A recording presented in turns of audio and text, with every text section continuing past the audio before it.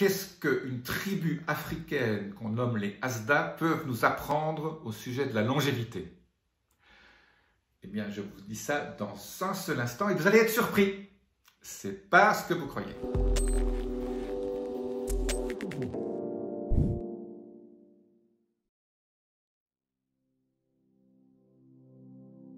Je suis Jean-Marie Buterlin, je suis expert en rajeunissement et longévité et j'aide ma communauté à ajouter de la vie à leurs années et des années à leur vie.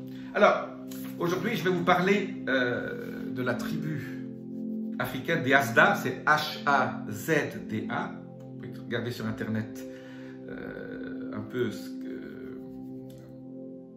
où ils se trouvent, c'est dans le sud-ouest de l'Afrique. Il y a un chercheur qui s'appelle Paul Saladino, docteur Paul Saladino, qui les a étudiés. C'est un expert en longévité, c'est un expert en santé tout court. Et il y a un certain nombre d'idées reçues que tout le monde a, un certain nombre de paradigmes qu'on pense qui sont figés. Et cette tribu Asda, en fait, finalement, nous montre qu'il faut rester ouvert à des nouveaux paradigmes et pas forcément être idéologue, comme certains le sont.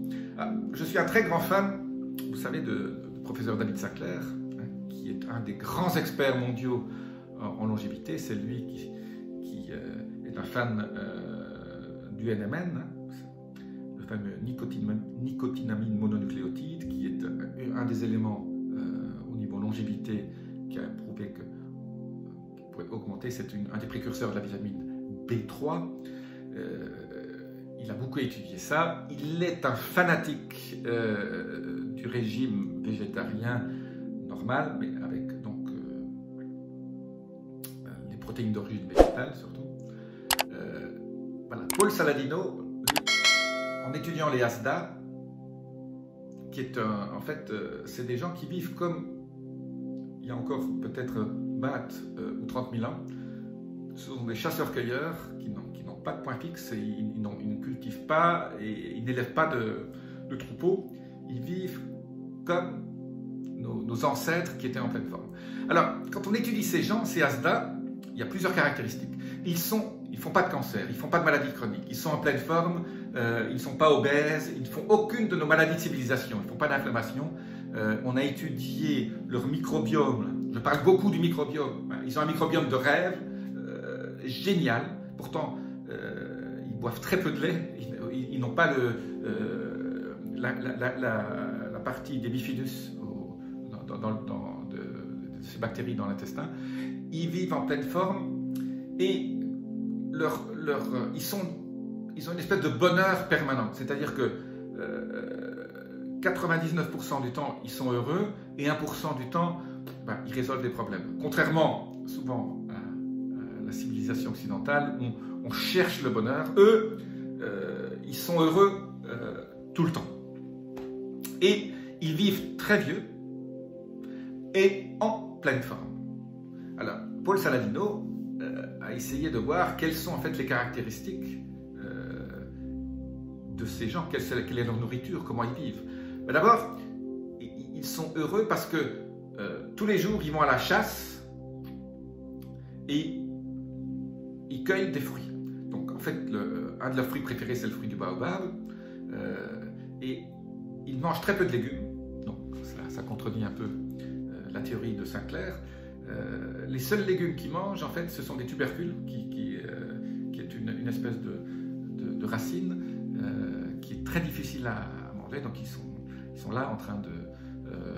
et ils n'aiment pas beaucoup ces tubercules, mais bon, alors c'est vrai que c'est le seul aliment qui contient des fibres. Donc, là aussi, on dit souvent, il faut manger des fibres, oui, parce qu'on nous sommes des Occidentaux, et les fibres font partie de ce que je dis souvent, de la qualité de notre microbiome, mais eux mangent d'autres choses qui font que leur microbiome est riche, donc ils n'ont pas besoin de fibres. Alors, il y a deux choses qui vont vous surprendre. La première, c'est qu'ils mangent beaucoup de miel sauvage qu'ils cueillent, qui sont faits par des abeilles qui ne piquent pas. Et c'est un miel qui est très sombre et qui a une richesse au niveau de ses éléments absolument extraordinaire. Alors on dit souvent, même le miel contient du fructose et c'est pas bon pour la santé. Vous savez que je suis très anti-sucre, hein. Le sucre est un poison violent. Ben, le sucre contenu dans ces miels sauvages semble avoir une action complètement différente de ce qu'on boit d'habitude. C'est un miel qui est très riche en métabolites d'oxyde nitrique. Vous savez que l'oxyde nitrique, c'est ce qui crée et qui améliore la fonction endothéliale, ce qui fait éviter l'hypertension, ce qui améliore l'intérieur de nos artères et qui fait en sorte qu'on a une circulation qui est toujours optimale. Ben, il semble que les métabolites de cet oxyde nitrique se retransforment en oxyde nitrique, en NO, et donc ce NO est extrêmement bénéfique pour la santé. Hein, je répète, du NO, il y en a beaucoup dans les betteraves rouges, hein, souvent j'en parle. Mais bon, là, comme ils n'ont pas de betterave rouge, ils mangent ce miel, et il semble que le sucre, la partie du sucre, la façon dont le sucre est dans ce miel sauvage, ben, il n'a pas d'effet délétère sur leur santé, bien au contraire. Donc, le miel, je suis un peu revenu sur manger du miel. Je disais souvent, ben, le miel, voilà, c'est quand même du sucre, hein, il y a du sucrose, du fructose dedans. C'est pas forcément pas toujours très bon d'en manger beaucoup. Ben, je reviens un peu sur ce que je pensais. Ben, la clé de la longévité, c'est toujours d'étudier ce que font les autres et ce qui marche chez les autres et ne pas être dogmatique. Le dogme, c'est ce qui tue la science et le progrès. Et donc, en plus de ce miel absolument génial, quelle est finalement la clé de leur longévité et surtout de leur joie de vivre, du fait qu'ils ne sont jamais malades, qu'ils n'ont pas de cancer. Ces gens n'ont pas de cancer, pas de maladie chronique, pas d'inflammation. Eh bien, ils mangent que de la viande sauvage. Donc, en gros, le problème de notre civilisation, quand on mange des saucisses, quand on mange des animaux qui ont été piqués aux hormones, ben voilà, on s'intoxique. Eux, tous les jours, ils vont tuer un babouin, ils vont tuer une petite antilope, surtout des élans. Et alors, la caractéristique absolument géniale, ce qu'on a découvert, qui est primordial, c'est qu'ils mangent un animal du nez jusqu'à la queue. Et ils mangent tout. Y compris le collagène, y compris la moelle des os, ils cassent les os, ils mangent la moelle dedans, ils mangent le cerveau, ils mangent tous les organes. Et en fait, les abats, en Europe on appelle donc tout ce qui est foie, pancréas, cœur, les rognons, tout ce qui est partie de la tête, tous les cartilages, ben, ils mangent tout. Et il semblerait que ces abats, et bien sûr aussi, ils mangent les muscles, hein, qui sont donc cuits au feu, donc ils connaissent le feu, ils ne mangent pas ça cru, ben, semble être à l'origine, Paul Saladino le dit, hein, c'est une des explications, qui semble être à l'origine de la qualité de leur santé. Ils mangent des abats. Beaucoup de gens écrivent, hein, sur la qualité des nutritifs des foies, des rognons. Eh bien, voilà, moi je suis un très grand fan des foies de lapin, quand ils sont élevés bio, hein, pas les lapins qui sont engraissés avec du maïs OGM. Quelque part, ça nous amène à réfléchir au sujet de notre nourriture et pourquoi finalement ce collagène, hein, ces cartilages qu'ils mangent est important. On s'est rendu compte par exemple la glucosamine, qui est un des précurseurs du cartilage, avait des effets anti-âge. Bon, la glucosamine, elle est connue pour éviter, donc ça construit du cartilage, ça évite l'arthrose. Ben, on s'est rendu compte que les gens qui prenaient de la glucosamine, du sulfate de glucosamine, avaient une peau meilleure, avaient beaucoup plus de collagène sur leur peau, donc paraissaient plus jeunes et surtout n'avaient pas n'avaient moins de maladies que les autres et avaient une vieillesse plus intense, avec moins de problèmes de santé. Et donc, voilà, le fait de manger des abats, de manger de la tête de veau, de la hure, voilà, de manger du cœur, de manger du foie, du pancréas, voilà, tous ces, les riz de veau, voilà, ils mangent le thymus, du cerveau, ils mangent les cerveaux des babouins. Et en fait, ce sont les aliments que les Asda se distribuent entre ceux qui ont tué la bête, et après les femmes reçoivent plutôt de la viande, les parties nobles aussi, mais qui semblent plus pour réserver aux femmes. Et quand on étudie la différence de microbiome d'ailleurs entre les femmes et les hommes, on s'aperçoit que c'est relativement différent, parce que les hommes mangent plus les abats que les femmes. Une autre caractéristique absolument phénoménale, c'est que ces gens se lavent très peu, ne sentent pas mauvais, donc il n'y a pas d'odeur, et n'ont jamais de maladies bactériennes, de virales, etc.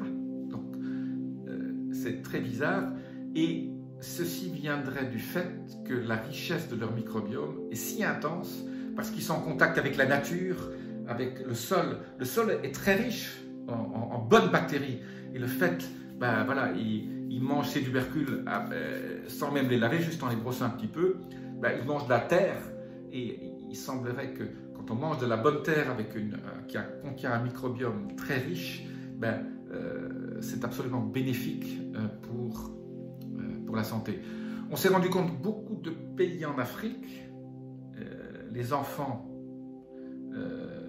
sont en meilleure santé qu'en Europe, parce qu'ils ne mangent pas de sucre et qu'ils ont cette communion avec la nature qui fait en sorte que quand ils sont jeunes, ben, ils nagent dans le fleuve à côté, quand il n'est pas pollué, ou ils sont toujours en train de lécher leurs mains qui sont sales. Ben, ce n'est pas une mauvaise saleté, et ces gens ont souvent une meilleure santé que les petits jeunes occidentaux. Voilà un peu les secrets de cette tribu Asda. Et bien sûr, ils font une chose dont je parle beaucoup, surtout les hommes, ils font au niveau du sport, bon, comme ils chassent, ils font cette espèce